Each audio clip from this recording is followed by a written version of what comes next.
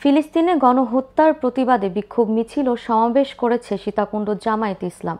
বুধবার বিকেলে মিছিলটি পৌর সদরের দক্ষিণ বাইপাস থেকে শুরু করে কলেজ রোড মোড়ে এসে শেষ হয়।